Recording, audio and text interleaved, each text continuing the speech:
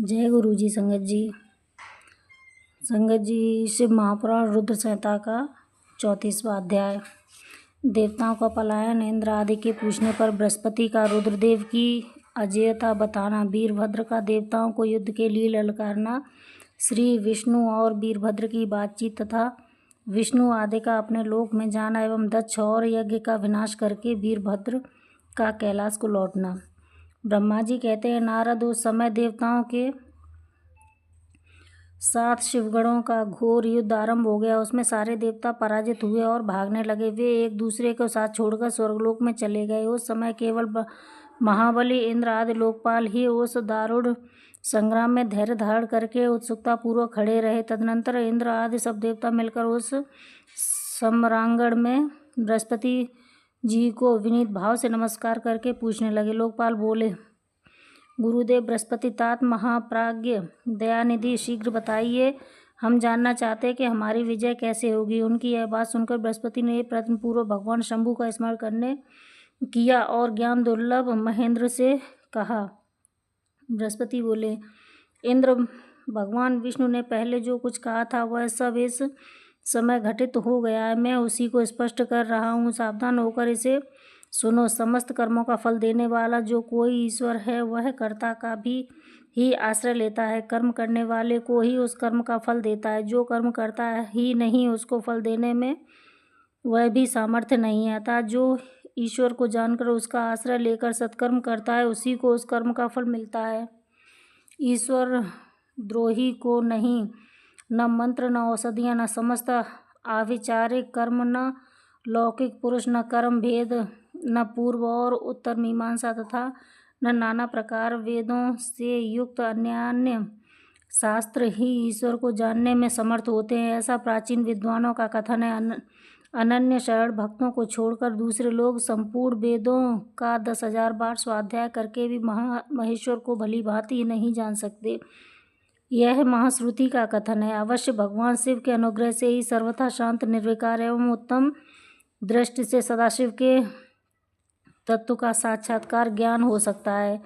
सुरेश्वर क्या कर्तव्य है और क्या कर्तव्य है, इसका विवेचन करना अभीष्ट होने पर मैं जो इसमें सिद्धि का उत्तम अंश है उसी का प्रतिपादन करूँगा। तुम अपने हित के लिए उसे ध्यान देकर सुनो। इंद्र, तुम लोकपालों के साथ आज नादान बनकर दक्ष यज्ञ में आ गए हो। बताओ तो यहाँ क्या पराक्रम करोगे। भगवान रुद्र जिनके सहायक हैं, ऐसे ये परम क्रोधी रुद्रगण उन इस यज्ञ में विघ्न डालने के लिए आए हैं और अपना काम पूरा करेंगे, इसमें संशय नहीं है। मैं सत्य सत्य कहता हूँ कि इस यज्ञ के विघ्न का निवारण करने के लिए वस्तुतः तुम में से किसी के पास भी सर्वथा कोई उपाय नहीं है। बृहस्पति की बात सुनकर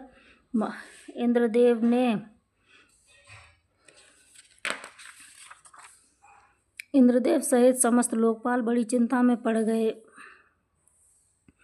तब महावीर रुद्रगणों से घिरे हुए वीरभद्र ने मन ही मन भगवान शंकर का स्मरण करके इंद्र आदि लोकपालों को डांटा और उसके पश्चात रुद्रगणों के नायक वीरभद्र ने रोष से भरकर तुरंत ही संपूर्ण देवताओं को तीखे बाणों से घायल कर दिया।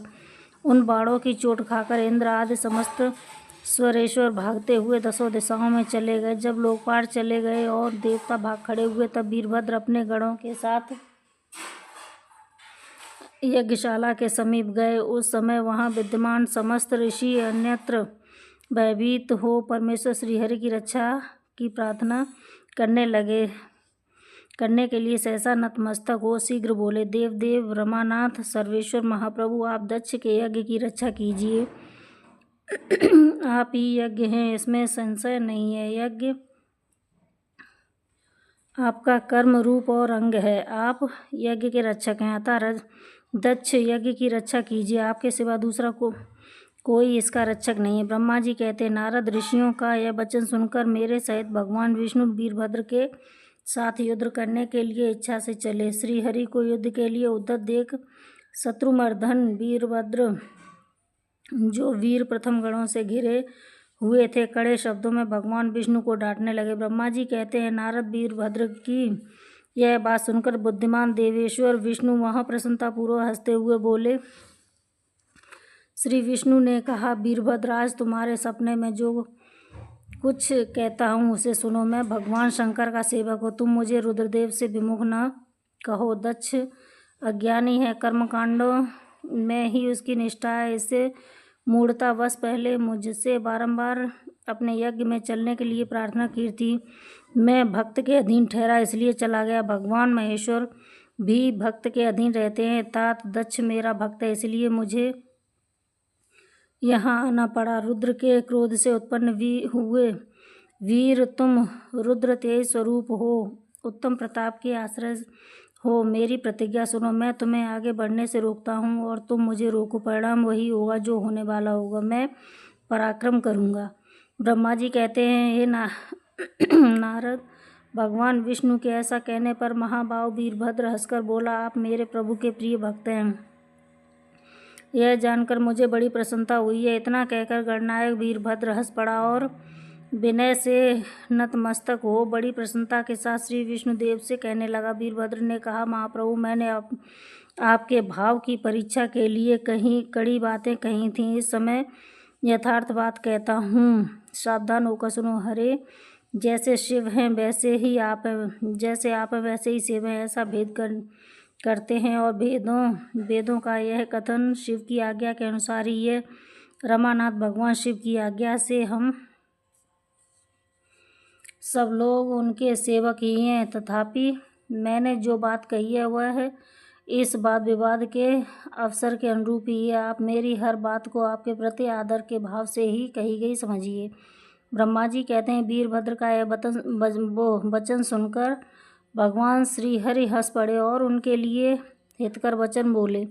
श्री विष्णु ने कहा, महावीर, तुम मेरे साथ निशंक होकर युद्ध करो। तुम्हारे अस्त्रों से शरीर के भर जाने पर ही मैं अपने आश्रम को आऊँगा। ब्रह्मा जी कहते हैं, ऐसा कहकर भगवान विष्णु चुप हो गए और युद्ध के लिए कमर कसकर डट गए। महाबली वीरभद्र भी अपने गणों के साथ युद्ध के लिए तैयार हो गए। नारद, तदनंतर भगवान विष्णु को वीरभद्र में घोर युद्ध हुआ। अंत में वीरभद्र ने भगवान विष्णु के चक्र को स्तंभित कर दिया तथा सारंग धनुष के 3 टुकड़े कर डाले। तब मेरे द्वारा एवं सरस्वती द्वारा बोधित हुए श्री विष्णु ने उस महान गणनायक वीरभद्र को असह्य तेज से संपन्न जानकर वहां से अंतर्ध्यान होने का विचार किया। दूसरे देवता भी यह जान गए कि सती के प्रति जो अन्याय हुआ है उसी का यह सब भावी परिणाम है। दूसरे के लिए इस संकट का सामना करना अत्यंत कठिन है। जानकर वे सब देवता अपने सेवकों के साथ स्वतंत्र सर्वेश्वर शिव का स्मरण करके अपने अपने लोक को चले गए। मैं भी पुत्र के दुख से पीड़ित हो सत्यलोक में चला आया और अत्यंत दुख से आतुर हो सोचने लगा कि अब मुझे क्या करना चाहिए। मेरे तथा श्री विष्णु के चले जाने पर मुनियों सहित समस्त यज्ञ के आधार रहने वाले देवता शिवगणों द्वारा पराजित हो भाग गए। उस उपद्रव को देखकर और उस महामख का विध्वंस निकट जानकर वह यज्ञ भी अत्यंत भयभीत हो मृग का रूप धारण करके वहां से भागा। मृग के रूप में आकाश की ओर भागते देख वीरभद्र ने उसे पकड़ लिया और उसका मस्तक काट डाला। फिर उन्होंने मुनियों तथा देवताओं के अंग भंग कर दिया और बहुतों को मार डाला। प्रतापी मणिभद्र ने भृगु को उठाकर पटक दिया और उनकी छाती को पैर से दबाकर तत्काल उनकी दाढ़ी मूंछ नोच ली। चंड ने बड़े बेग से पूषा के दांत उखाड़ लिए, क्योंकि पूर्व काल में जिस समय महादेव जी को दक्ष के द्वारा गालियां दी जा रही थी उस समय वे दांत दिखा दिखाकर हंस रहे थे। नंदी ने भृग को रोषपूर्वक पृथ्वी पर दे मारा और उनकी दोनों आंखें निकाली, क्योंकि जब दक्ष शिवजी को श्राप दे रहे थे उस समय वे आंखों के संकेत से अपना अनुमोदन सूचित कर रहे थे। वहां रुद्र गणनायकों ने स्वधा स्वाहा और दक्षिणा देवियों की बड़ी विडंबना की। वहाँ जो तंत्र मंत्र तथा दूसरे लोग थे उनका भी बहुत तिरस्कार हुआ। ब्रह्मपुत्र दक्ष भय के मारे अंतर्वेदी के भीतर छिप गए। वीरभद्र उनका पता लगाकर उन्हें बलपूर्वक पकड़ लाए। फिर उनके दोनों गाल पकड़कर उन्होंने उनके मस्तक पर तलवार से आघात किया, परंतु योग के प्रभाव से दक्ष का सिर अवेद्य हो गया था, इसलिए कट नहीं सका। जब वीरभद्र को